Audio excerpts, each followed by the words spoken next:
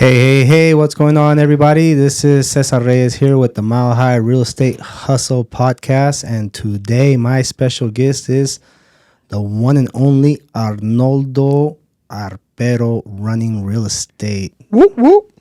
Welcome to the show, Arnoldo. How you doing today? Doing well. Thank you for having me.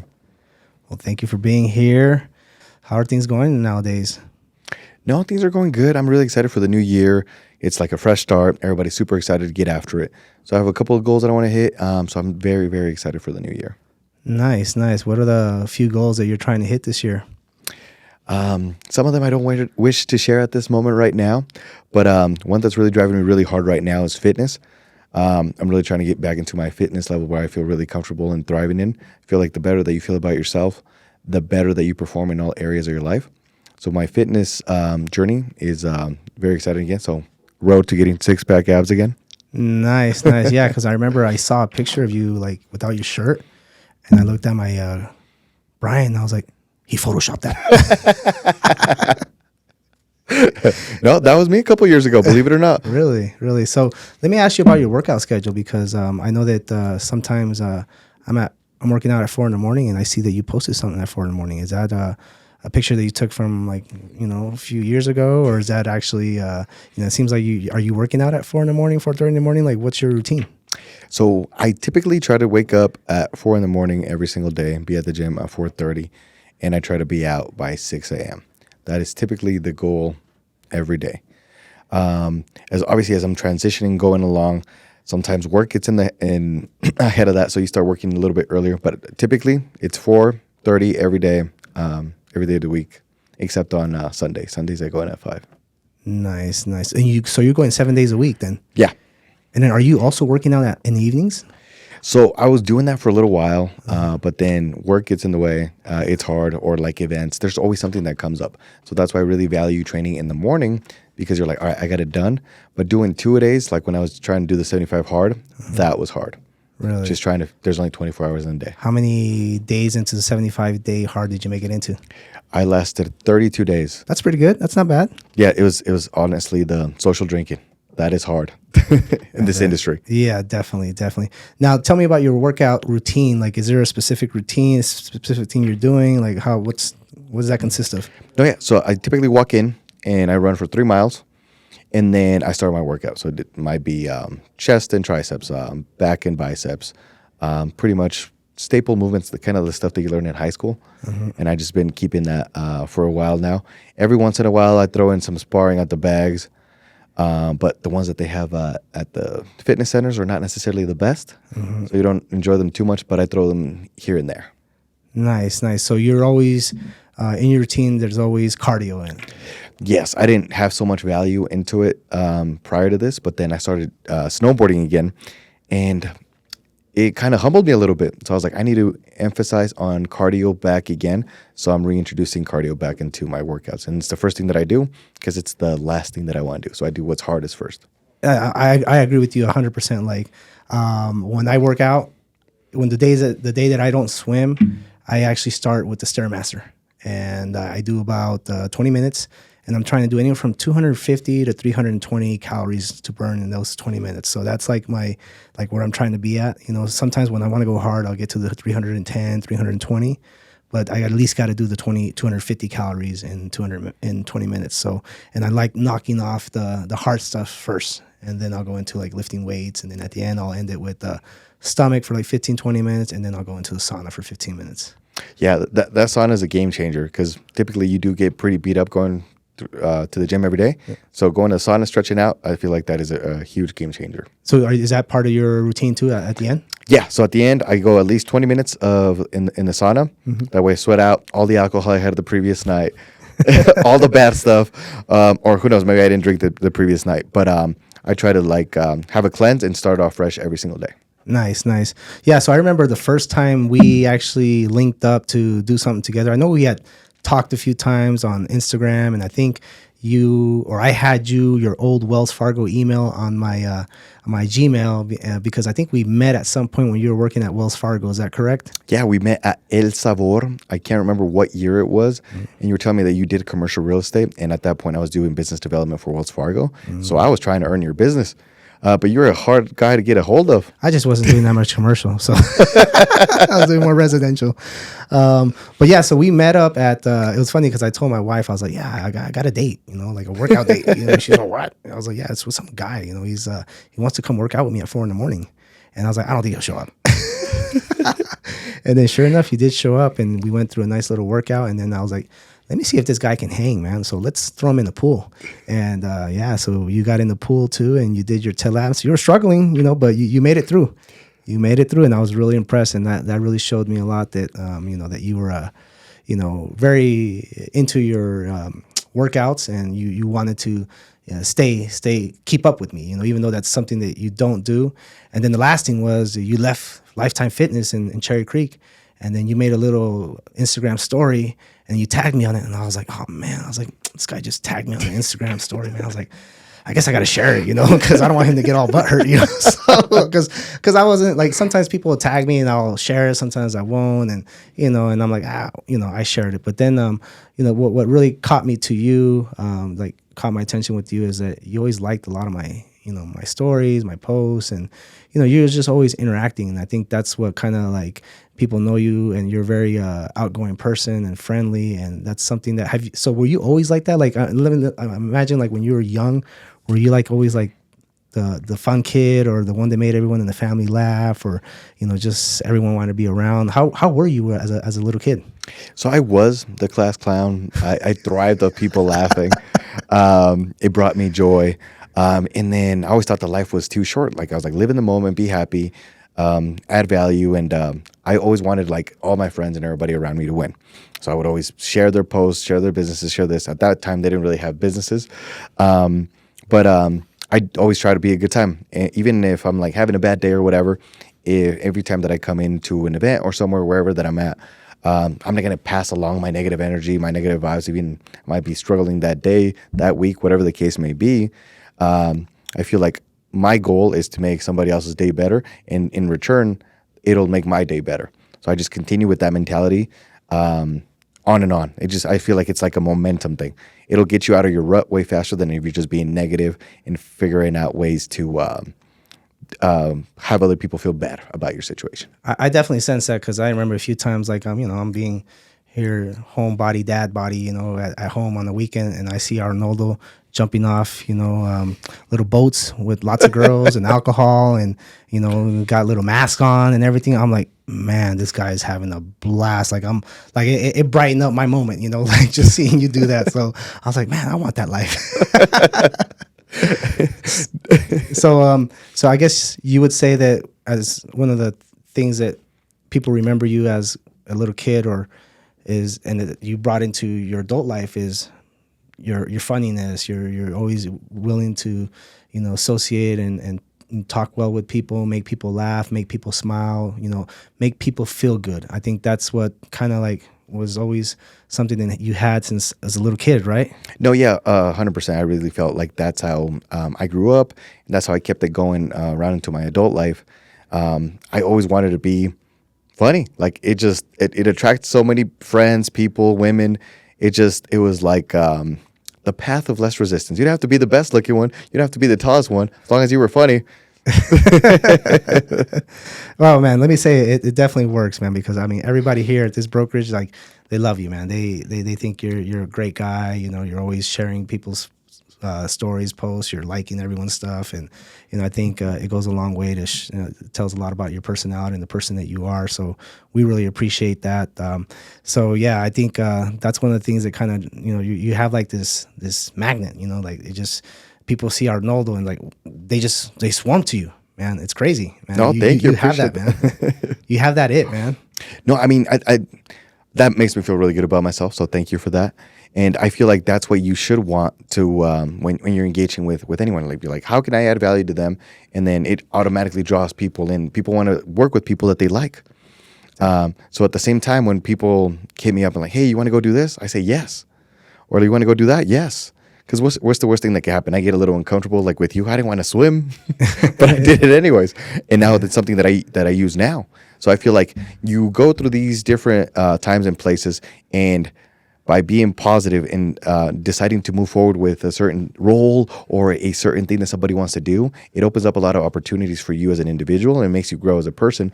And I feel like I always want to have an open mentality about what I'm doing and who I'm meeting with.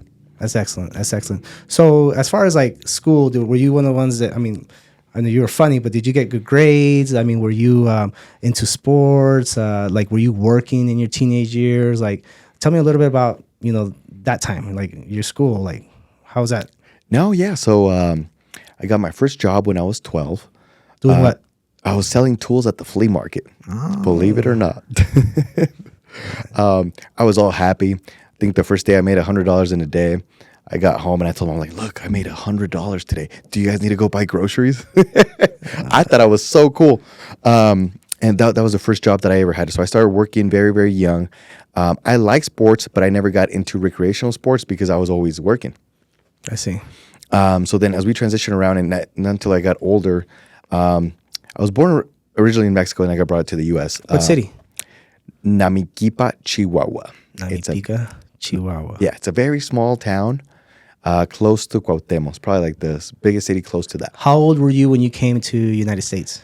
I must have been first grade. First grade? Yes. Okay, so you're about 7? Yeah. So what's crazy? Like I got here when I was 4 years old, and my brother would. I didn't go to school yet. My brother got into. I think he was 5, and he got into kindergarten, and so I would stay at home, and I couldn't play with the other kids because they'd be like, "No English, no play."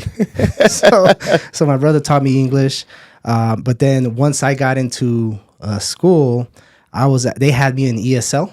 So that I can help out the other Latino kids, and most of them were Mexican, help them out with English. Even though, I was in ESL because that's where English is a second language. Yes. But they had me in there so that I could help out the other kids, who didn't speak English. So I was kind of like the teacher's assistant, helping out the other kids, with their English. Did you collect the 1099? No, man, I should have, right? I should have, but so you got here when you were in first grade then. Yeah, so it was a little weird. We basically came here with a permit to travel. So they would be here, work a little bit, and then they would go back to Mexico. And would you stay or go or what? I would leave back again with them. Okay. So then I would go from first grade here. I would go back over there second grade. Then I came back here for third grade. Then I went back for fourth grade. And then we ended up staying here over our permit. So we were here illegally. And I didn't realize this until we lived in this community where there was a pool, and this kid was drowning. So I jumped in and I tried to save his life. That was the worst mistake I could have ever done. This guy was drowning me, and I couldn't even get out. I thought I was trying to push him to get to the edge of the pool. But he kept on drowning me every time that I got close. So I went underwater and I pushed him. Luckily, it wasn't too far out that I was able to get out of there. But looking back at it, I should have just grabbed the pole and pulled him out. Yeah. But you're young. You didn't know any better. Instincts, man. Yeah. So the HOA came up and was like, hey, would you like to work here? And you could become a certified pool and spa operator. And I'm like, oh, that sounds cool. So then I told them yes. And then they're like, all we need is your permit and your social. I went home and asked Mom, like, Mom, I need this information. And they're like, honey, we don't have one of those. So I was like shook, and I just was looking for solutions because I'm always been solution oriented. I hate it when people tell me no. So then I'm like, I went back to the HOA. I'm like, hey, I don't have one of those, but I do have an I-10. Can we do anything with this? And they're like, yes. So then they sent me to the Tri-County Health Department. I got my certification, passed with a 98. How old were you? At this point, I was 17, turning on 18. Man, you could have bought a house with the I-10. You would have needed to save a lot of money. If I would have known. And so that started me with that job. And it was great because I would go to school, come back, get out of school, and then do my homework there. At that point, I thought I was smart, and I was taking AP biology, and I thought I was the coolest kid in town. And I had a cool name, Certified Pool and Spa Operator. And all I really did was test the pH levels of the water. Did you use that to get girls? Yes, because they would come and swim all the time. So it's like, hey, what's up? This is AP Bio. I'm going to be a dentist. I just want to be the reason you smile. That pickup line worked wonders. So did you have a six pack then? Yes. You did. Yes. Nice. But I mean, I was 18 years old. Nice. So then, what you ended up going to college then, right? Or So yeah, I did end up going to college. I went and got out of state tuition. That was not fun. So I was just paying for the classes that I could take. So I would take 2 classes, maybe a semester, 3 classes if I really saved up the money. So then my uncle called me and he's like, hey, do you want to work in construction? I'm going to pay you at $26 an hour and then time and a half every time overtime. I'm like, yes. So that's the first time where I started actually making a little bit of money at that time because none of my friends were making that money. So I thought I was the coolest guy in town. what type of construction work were you doing? Remodeling interior. Okay. So a little like framing, Drywall. painting. Yeah, adding hardware, this, that, all that stuff. I got a flip going on. You want to go help? I'd love to. All right. But I'm not paying $26 an hour, man. I'm like at 19, you know. Well, with inflation, who knows? You might even be paying more now. So that whole stuff lasted for a while, but then that's when I ended up learning a little bit about bankruptcy. The employer that we were working with filed Chapter 11 bankruptcy. I didn't get paid. They ended up owing me $6,000. Oh. I was super upset. So then I started working at a pawn shop, sales. Why don't you go back to being Baywatch? It was in pain as well. I got used to the money. So then I started working at a pawn shop, working in sales. They got a commission. They gave us a 20% discount on everything that we bought. So I got super creative with it. There was stuff that had been on the shelf because it wasn't selling. So I remember I have this vividly. There was some Leopold binoculars, and they were selling for $1,500 on eBay. I bought those at 20% off with my discount, and it had been in a while. So it was like at 50% off minus the 20% off. So I ended up buying those for $200. And then I posted them on eBay and sold it for $1,200 and made $1,000 off of those binoculars in one day. Well, a couple of hours. And I started making more money off the stuff I was selling from buying stuff there on eBay than actually working there. So I got super, super resourceful. I started looking everything online. But as every young man, there goes, what's it called? Like a passage. And I went to the bank, deposit my money. I thought I was all happy and whatnot. And this banker told me, do you want to work here at Wells Fargo? And I'm like, yeah. She's like, just use me as a referral. I'll get $1,000 and you can start working. And I'm like, bet. I went and applied that same day. At this point, I already had my social. So then I went and applied the same day. The day I had the interview, I went and bought a suit. I had never bought a suit before. And I applied as a banker. And then they asked me, do you have any experience as a teller? Have you ever worked at a bank before? And I'm like, no. And they're like, why should we hire you as a banker if you have no idea what you're talking about? And I'm like, well, I could sell. If you guys could teach me about the products, I could sell anything that you put in front of me. And I went from that manager to another manager, the district manager. I thought that interview went horrible. He was super dry. You couldn't tell there was no emotion on his face. And I thought he didn't like me at all. Luckily, I did get hired. Got hired as a banker. I just couldn't do home equity lines of credit.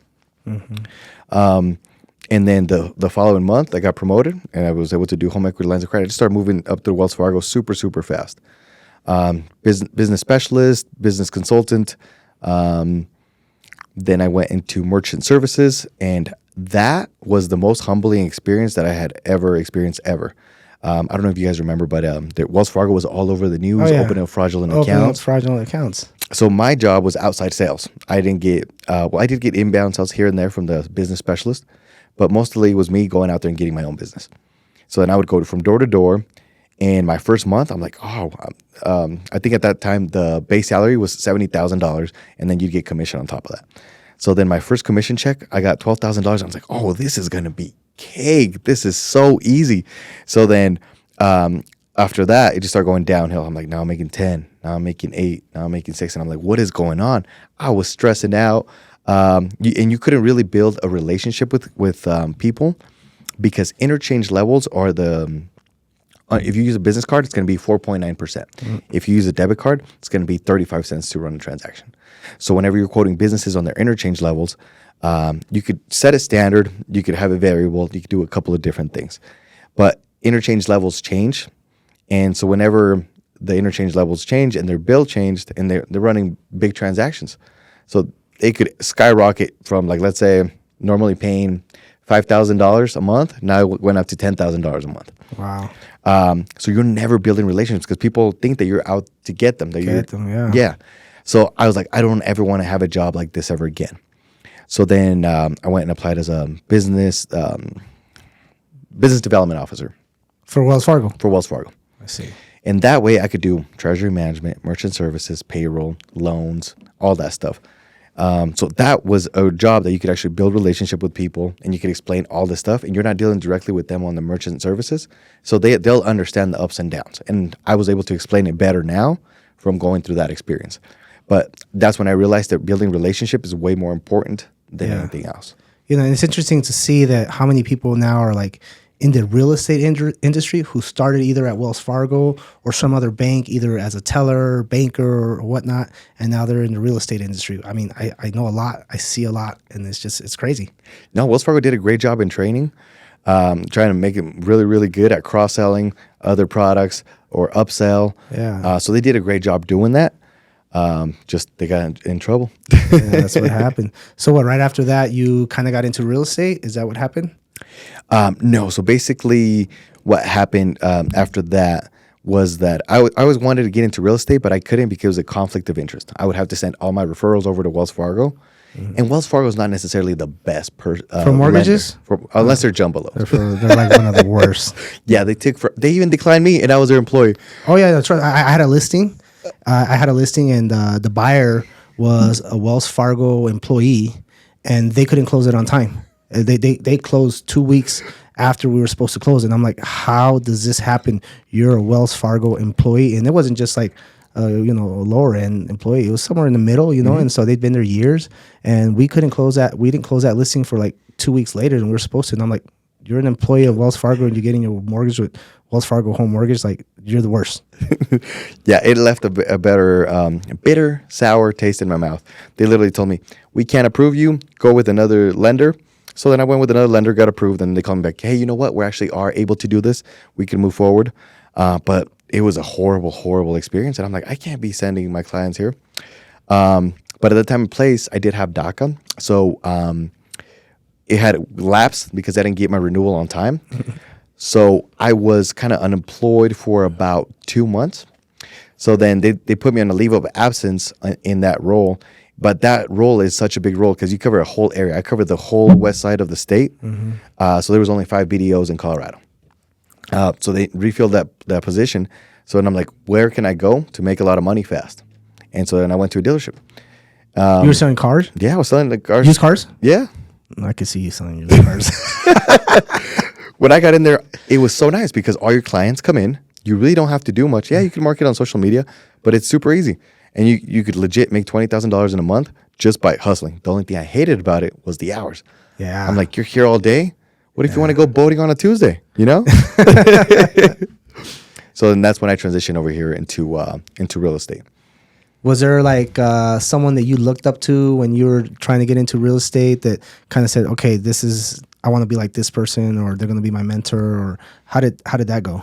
So not necessarily. I didn't have any like influences as far as like somebody was going to be a mentor for me and whatnot. I just had a couple of friends that were in real estate, and I'm like, oh, they have a lot of free time. They never look stressed out.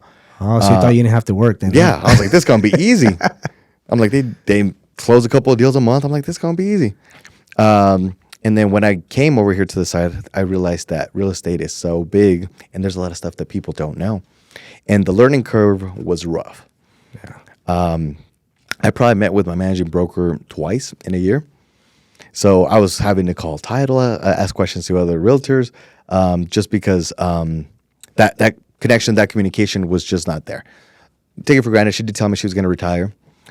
So she did tell me that she wasn't able to pay too much attention to me. And I'm like, that's fine. I'm like, I could get my own business. I don't need you to hold my hand. I just kind of need to review the contracts. Yeah. But then there's so much that you don't know. So looking back, I probably would never want to bring like any agents, put them through that at all. Yeah. So then I remember you told me you were having an event. You're like, hey, I'm meeting with this developer. Feel free to come by. It's just going to be my brokerage and my team members. And I'm like, this guy doesn't even know me and is already adding a bunch of value. And Oh, I thought you were an agent by then when you came. So you weren't well, an agent yet, right? I was an agent, but But not with us. yeah, correct. That's right. And I'm like, this guy's adding a bunch of value, and I'm not even his agent.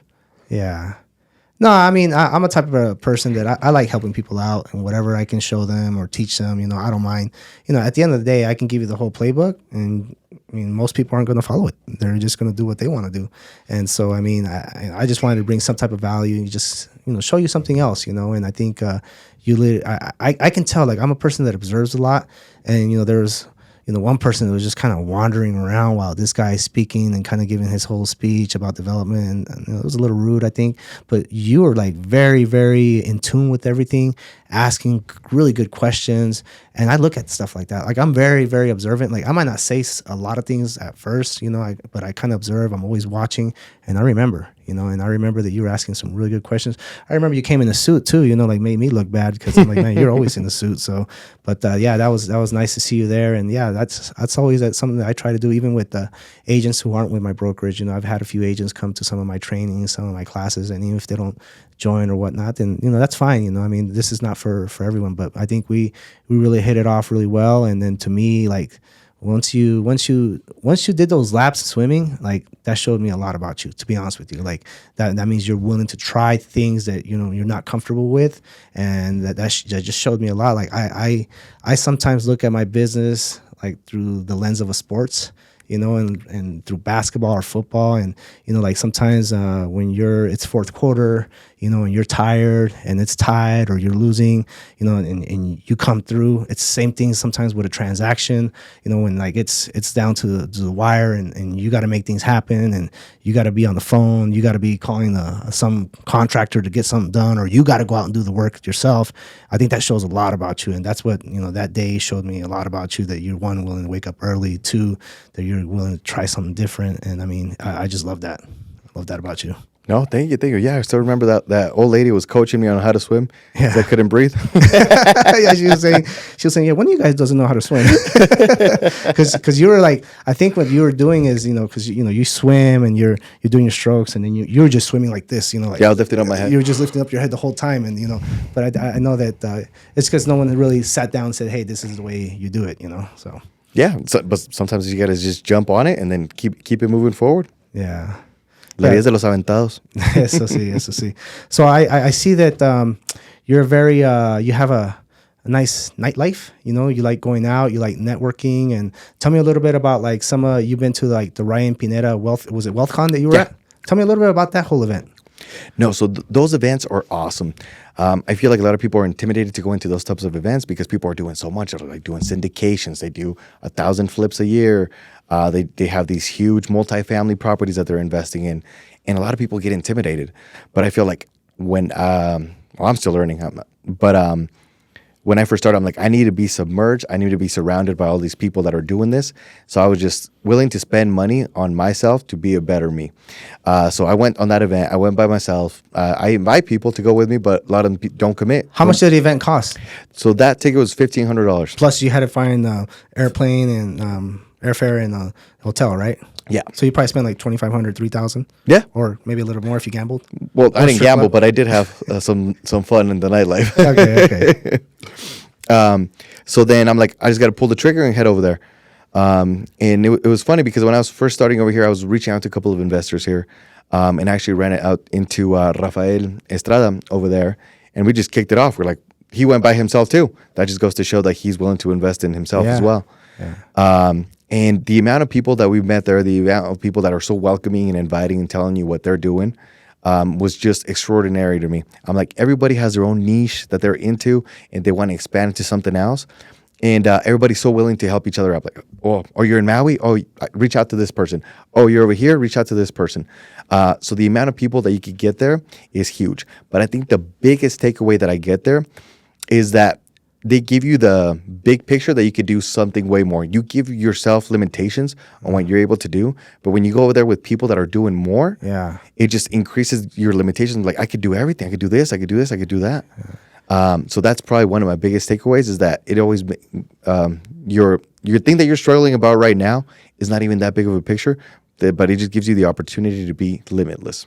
Definitely. I think that that mindset is key, because a lot of times, I mean, we're all willing to put in the work, but just having the correct mindset and being open to all these huge possibilities that you can actually do some of the things that these people are doing, and it's all within your grasp. You just got to be consistent, continue at it, and go for it. You got to be all in for what you want to get.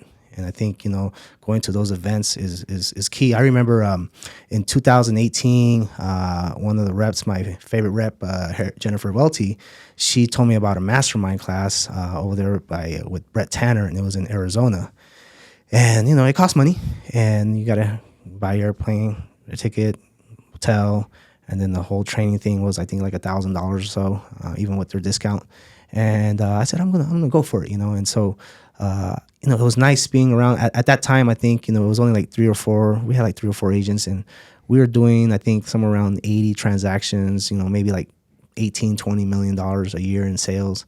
And, I was around some people that are doing like 30, 40, 50 million in volume. And I was like, damn, man, like these guys are crushing it. But I wasn't too bad off, right? Yeah.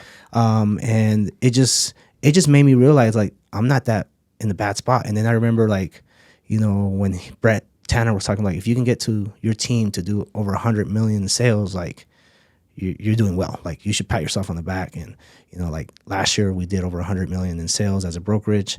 And, it just really made me look like, man, I'm not doing cartwheels for 100 million. Like, we can do more. Yeah. And now, like, I'm like, man, we can do 200 million, and so, but just being around that group of talented individuals, there's always going to be somebody that knows more than you, there's always, and that actually event, it opened up my eyes, because I thought I was going to learn a lot about, like, running a team and structure of a team, how to pay your agents, how to pay, your listing agent, your buyer agent, your admin, and all that. But man, when I saw this guy, just his face light up for, like, wholesale deals, cash deals, and then he had his real estate hierarchy, and he talked about, the first thing he's talking about when he looks at a real estate transaction is, can he buy it? Can he control it? And then it's like, can he wholesale it? Can he double end it?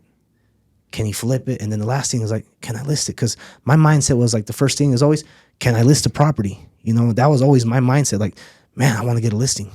And then it's just when it changed from, hey, can I get a listing, to, can I buy it? I was like, whoa, that was a game changer to me. The mentality and what I learned just being around him and some of the other top producing agents, it really changed how I looked at things, like, completely. Because I was always looking at things from a point of, can I get a listing? Or, can I do a little bit more volume for my team? And then it was like, nah, this guy's looking at how he can do more business for himself, for his own company. How can he buy the property? Yeah, granted, every property you're going to go, every house you're going to walk into, it's not going to be a cash deal. It's not going to be an investment deal for yourself. You're going to just list the property, right? Yeah. But there's going to be a lot of opportunities there where you can actually buy that property. And then there was another thing, like, then he had, like, his super highway of, all the ways of making money in real estate. You had your listing agent, the buyer agent, doing property management.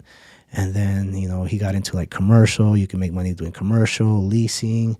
You can be a TC, which I would never be able to be a TC, because I'm just as bad as you with paperwork. Guilty. But then he had one thing in there. It was like buying junior lien positions. I was like, what's this guy talking about? And then another thing that he was talking about was, like, being a lender.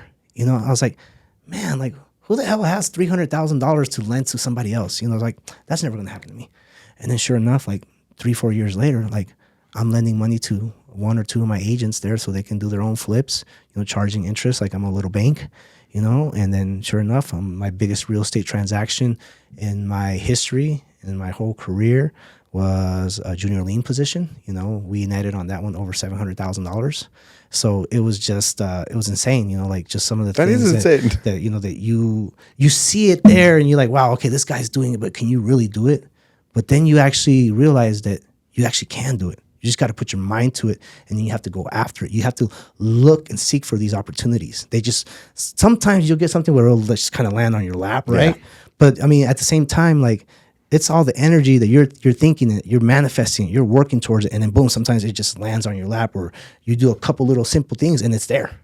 And that's the beauty of. So I think that's great that you invested into going to the WealthCon with Ryan Pineda. I love listening to his podcast. I think he's got great speakers. And I mean, he's just someone that I look up to, and he's only been in the business not super long. And he's just, I love how the way he talks and expresses himself, and how can you just, do a podcast, without practicing or anything. It's just, he's a pro, and he's just growing tremendously. Now he's, in the education field, he's raising capital, and, it's definitely impressive to see someone like that grow.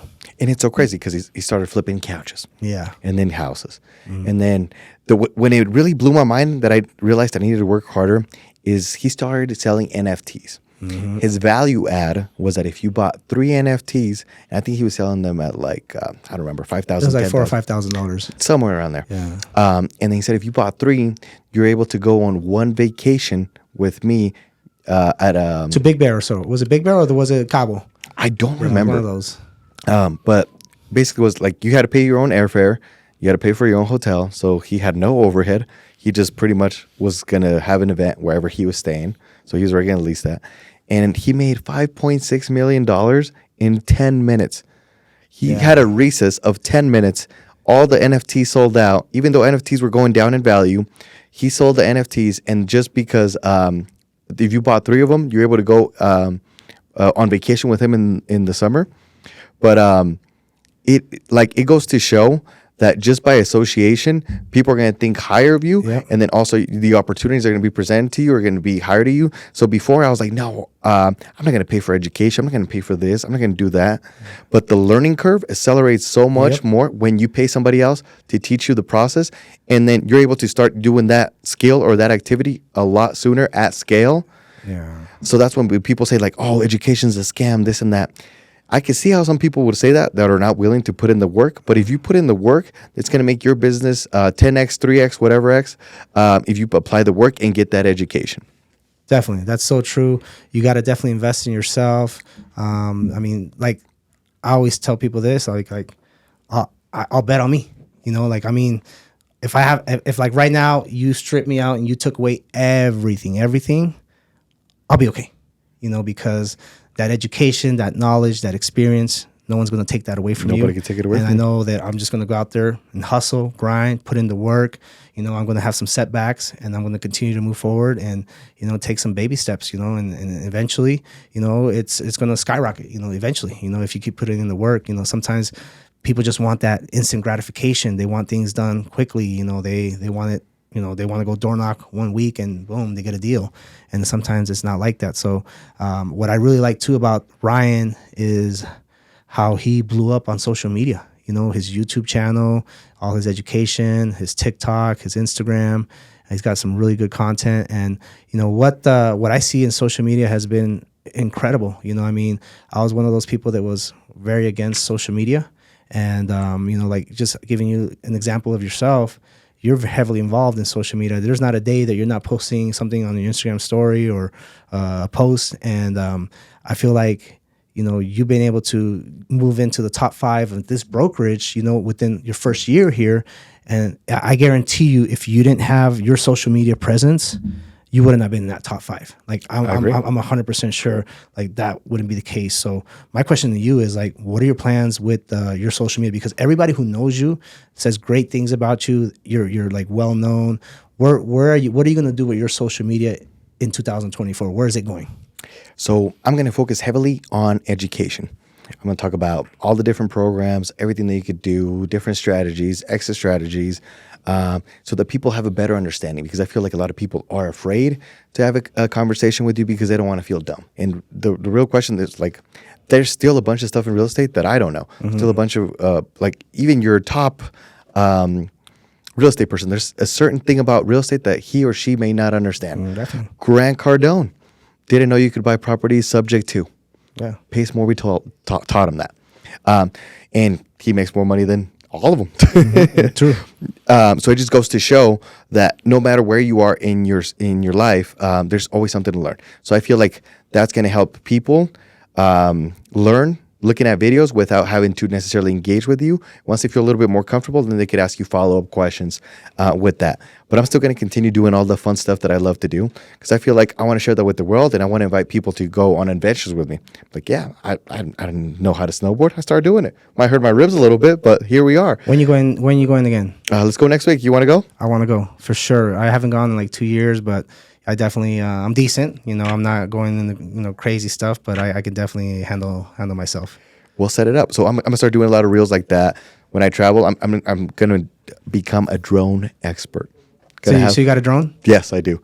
I've used it once. That's it? Yes. Oh my god, I have so many drone stories. I've repaired mine. Share your worst one. I needed to get, so I'm the type of person that, like, wherever I go on a little vacation, I like flying my drone just to get pictures of the city, the nightlife, or, anything that's nice about that city. And I was coming back down from Vail, and I was like, man, I'm in Idaho Springs. We stopped at Tommy Knockers to get some beer with my wife. And let me get a little drone shot of the whole, the downtown area of Idaho Springs. So I'm pulling out my drone, flying it out, and then all of a sudden, I didn't realize I got caught on some wire, and it hits the wire, and it falls down, and it falls right in the middle of the street, and a cop, right in front of a cop car. He looks at me. He's like, don't be flying that shit around over here. Yes, officer. Yes. And then one time I was at a listing appointment, and I got cocky, because I was doing this thing called the fly out, or I call it the pull out method. Oh, catchy. Gets the people going. So it's basically where the drone starts really quick. It starts at the front of the house, and then you reverse it, and then you go high, fast. You go backwards, and then you go high, fast. So it gets the view of the house and then the city. But there's a couple trees there close by. I was like, I got this. I'm a pro already. So I would do it, and then boom, it got caught on the tree. So I had to get an arbor company to come get my drone out. Luckily, I only broke a few things, so only cost a couple $100 to fix.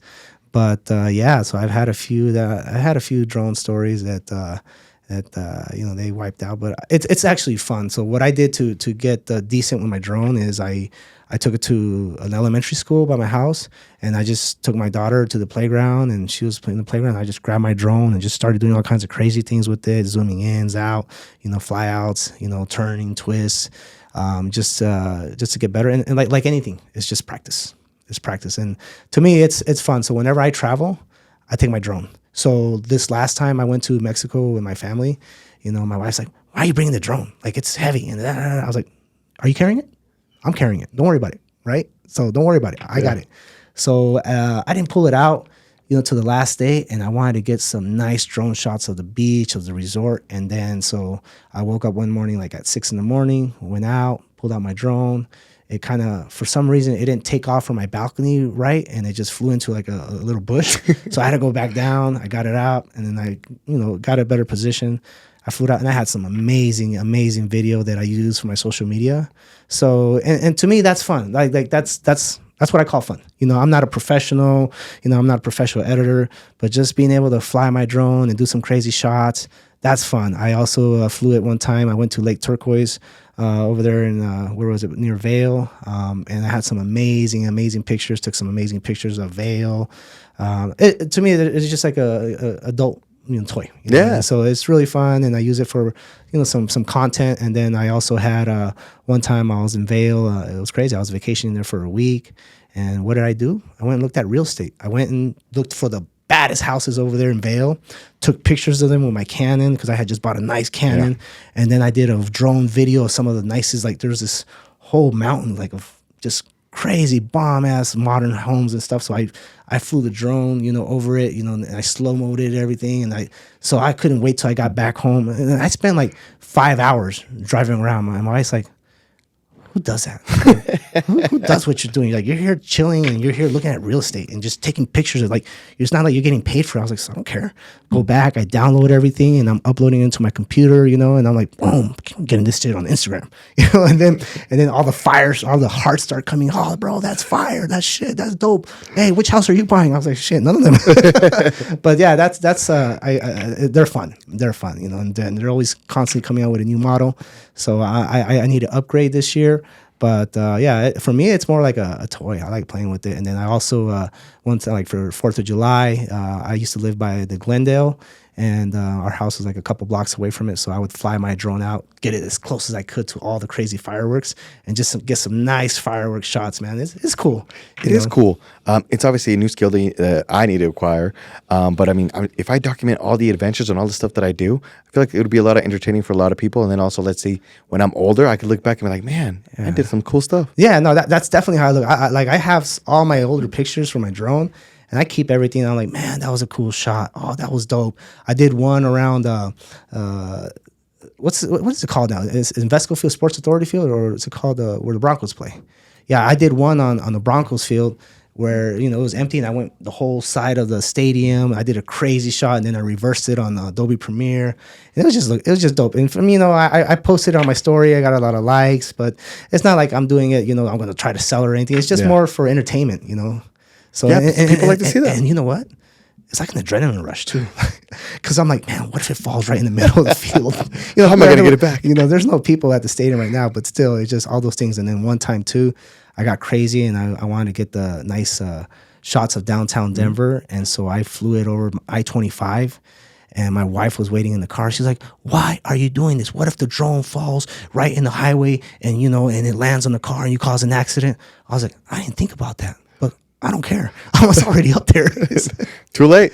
Yeah. So, but it's fun. I'm glad you're getting into it. But I really like what you're doing on social media, and I think anything that you can add to it it's just going to make your social media page a lot more entertaining, because I definitely find your social media page very, very entertaining. I mean, I always laugh with some of the stuff that you got going on, and I like watching. I look forward to seeing what you're going to put up every day, man. See where he's at today. Yeah. So what's been your how's your real estate business been? Has it been mostly buyers, mostly listings, a combination of both? So lately it's been a combination of both. When I first started, it's definitely strictly buyers. All I wanted was to get a listing. Like, that was what I looked up to. I'm like, I gotta get a listing. When I actually got a listing, I'm like, there's actually a lot of research that you need to do before posting a listing. Mm-hmm. So I didn't like it as much. And then rates started going up, and I'm like, oh, I see all these people struggling to sell their houses. I didn't want to get more listings. Like, I had the market was dictating how I felt about my business. I wasn't thinking long term about the business. Obviously, looking back now, listing is the bread and butter of the real estate business, because you get two transactions. You're selling their house and they're going to buy another one, typically, unless they're out of town. But even then, you refer them out to another realtor, and it still works out in your favor. But at this time, I was just thinking closed-minded, because I'm like, the rates go up. People are struggling to sell their houses. They're on the market for 60 days. And then having those conversations with the seller were very hard and new to me. Telling like, hey, we're going to have to decrease the price. I know I told you it was going to be this, and I've never experienced that. So I feel like I was kind of letting them down in a way. Mm-hmm. But luckily, I priced my properties pretty accurately. So I always prided myself on that, because a lot of the times people just try to price the property at a higher amount just to try to earn the listing. And I get it, especially if you have that conversation like, hey, if I'll list it at the price they want to, but if it doesn't sell, this is where we're going to drop it down to. If you have that conversation up front, I feel better going into it, as opposed to some people are like, yes, it'll sell for that price. I'll take great pictures. I'll do this. I'll do that. But the numbers don't lie at the end of the day. Yeah, the numbers are the numbers, I mean, sometimes even when we're working with flippers and they want to make a certain amount, and, my numbers are telling me that it's only worth 570 and they're trying to get 625. Well, then, ultimately they're the boss, and, if you don't do what they tell you sometimes, regardless, you might not get the listing. So, we'll take the listing at 625, and then ultimately, we get under contract at 580, 590, but then there's still an appraisal that needs to be done. If not, if they're not buying cash, there's still an appraisal that needs to be done. And then that's when the property value comes back to where it needs to be. And so, that definitely happens a lot. I've had situations where, I've taken listings that I know were super high, but ultimately, I think the relationships is, to me, what I want to establish, and I just keep at it. I can't keep at it. Like I told you, I had this $20 million listing, commercial listing, and when I went to the appointment, I told him 5.5 million. Like, that's it. This is what it's going to sell for. And she was like, nope. The only way I'll give you the listing is 20 million. I want 20 million. And I took it, and I was the laugh of the town, like in the commercial side of real estate. I mean, I was the butt of jokes probably, and like, what, this guy crazy? And I told one agent, I remember he was talking smack to me, like, hey, what are you thinking? Like, the price per square feet, in this area is this, and you're trying to sell that by 3 times that much. I was like, yeah, I get it. I was like, but this lady's difficult. Yeah. So why'd you do it? I was like, let me ask you this. Would you rather have the relationship I have with this client or be in your position, outside looking in? He's like, well, you're right. I was like, yeah, gotcha. Yeah. I was like, I have the relationship with the client. And now my job is to work this client. And I've been working this client for a year and a half. That's a long time. Yeah. And so our listing period ended and we took it off the market. And then it's been off the market for like 3 months now. And I've been calling her every week since the beginning of the year and finally got a hold of her again. And then left her listing paperwork. Went over there yesterday and she's, grilling me on certain things that I need change on the listing agreement. Okay, oh well, all right, let's do it. Whatever you want, you're the boss. But it's gonna happen, and it's gonna happen. But that's the persistence. That's the follow up. That's the continuation, the consistency of trying to get a deal and trying to help somebody out. But again, it's the relationship. I go into a restaurant and I'm always ordering some of that green chili she has, and I tell her, oh man, this is the best green chili in the world. And so yesterday she's like, okay, I need you to guarantee me one thing. She's like, if you sell my property, are you going to come work at the farm with me for 1 day? I want to see your fingers dirty because you're all, dressed nice and all this and clean cut. I was like, yeah, I'll do it. I was like, but you got to sign this listing first. I can't sell it if you don't sign the listing. So that's pretty much how that went down. So, but yeah, man, I think right now you're going in the right direction. And do you plan on growing a team, building a team, or is it just going to be solo Arnoldo running real estate? What's the plans on that? I don't know. When I was working at Wells Fargo, they always told me, when are you going to become a manager? I'm like, I don't want to babysit people. Mm-hmm. But then I feel like with this, I could actually like I get a lot of value teaching people what I do and whatnot. So right now I have 2 students training to get their license. Mm-hmm. So hopefully they'll have it up and running by next month. And I'll be able to start my team. Right now I've been focusing a lot of time on systems and structures because I don't want them to have the same problem that I had before with my other managing broker. I want them to go in there and then they have exactly what to do. Because as a new agent, a lot of times you waste a lot of time. You don't know what to do. You don't know where to go. Yeah. You don't know what to expect. And some people, like you said, are driven and willing to move forward and put in the work and be resourceful. Others just wait for you to tell them what to do. Yeah, and you definitely have, agents like that, or they need to be told what to do. Some will actually learn and they'll go do it, and those are the ones that are going to be successful. I'm not saying that the ones that need to be told, but that's where kind of like that coaching and that leadership comes in. And, I just remember I've trained a few agents. I mean, I'm telling you this right now, there's some agents that have come through my door that I knew from the beginning that they were going to succeed just because of the way they carried themselves, the way they paid attention. And then there's some that, are falling asleep while I'm training. And there's some that, just don't really get it. And then I can just tell that going over their head. It's just something. This is not the career for them, and it's not for everybody. That's the thing I tell everyone is this is not for everybody. You can pass the test on your first fly, but you probably can't sell a lick of real estate, So because this is all lead-based business, it's relationship business. You gotta get leads. It's like a doctor. He has a practice, and if he can't get people to come in, to get surgeries or whatnot, then he's not making any money. So you can have the degree, you can have everything that you need, but if you can't bring in business, you're not going to succeed. So that's where you have to focus on getting business. So maybe by the end of the year, you'll have a team of 3. Yeah, that's the goal. The Arnoldo team. The Wise Group. The Wise Group. Yeah. There we go. Oh, you better trademark that before someone else gets it, huh? Ahead of you. Got the URLs. Yeah, I think that's good. That can take you to the next level because I've had people tell me why are you getting more agents or why are you letting more agents come in? And I feel like, this could be a spot for a brokerage for agents to do good business, be in a good environment, learn some different aspects of the investment side of real estate and also do retail side and at the same time keep a lot of their commission. But I love it when I see some of the agents building their team. I think it's definitely shows that they've moved to a different category. They've moved to a step higher, and now they have people that can do some of the work that they don't want to do. Like for me, in my case, everyone knows I don't really like showing houses to retail buyers. I'll show houses to investors and stuff like that. But I have people in position that they can go out and show houses for me, and we'll both get a cut of the commission, and that'll allow me to focus on the things that I really want to do. I mean, because like I'd rather be sitting down here doing this podcast with you than going out and showing 4 or 5 houses. Like, to me, this right now is going to help my business in the long run grow more than showing 4 or 5 houses to a buyer, where I can have another agent show those 4 or 5 houses, and I could be spending time here with you building this business, building what we're building right now. And not that that buyer won't build the business, if that makes sense, but and when you get to a certain level, you pick where you want to be. Ultimately, you're going to get to that one day where you're probably not going to want to work weekends, and you're going to be like, I want to work Monday to Friday, 8 to 5, 8 to 3, and call it a day, or work 4 times a week and be off Friday, Saturday, and Sunday. That would be ideal, right? That's true, because things change, right? Like you said, you with your daughters now, you want to spend more time with them? Yeah.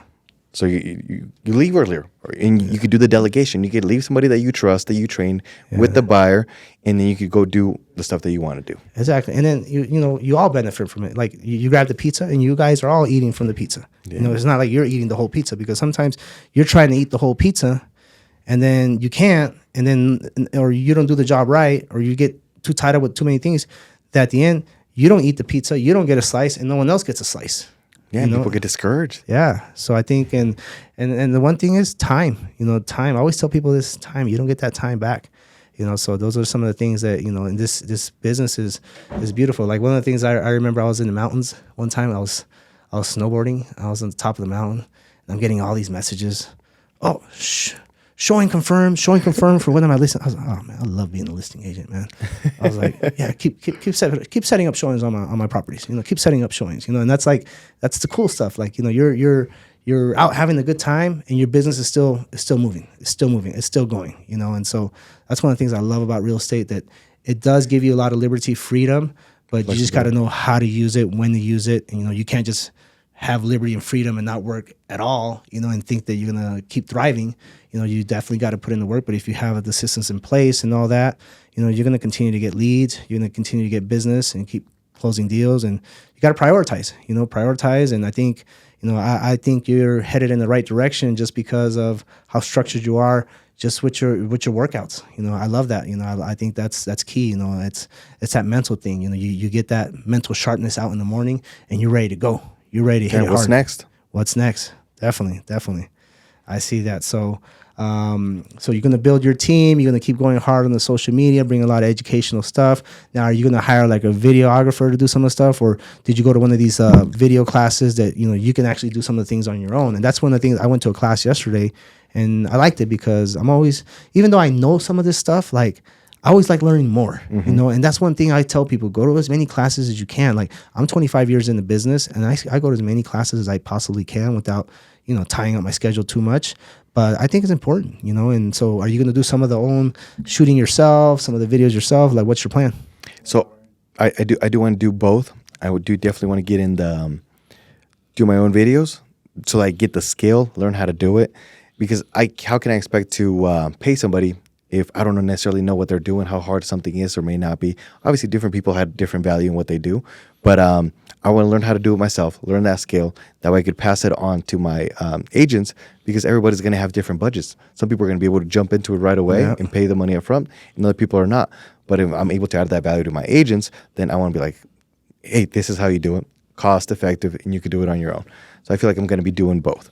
But I'm probably going to start doing it by myself most of the time, and then I'm going to pay slowly but surely into some of the content. I'm excited to see what the content you're going to be putting out. I'm looking forward to it. I can't wait to see it, and just want to say thank you for being the person that you are, the positive vibes that you bring to any room that you step in. I think it's amazing. We need more Arnoldos in this world, and I think just keep going forward, man. I appreciate you. No, thank you for having me, and let's crush it. All right. Sounds good, guys. Thank you.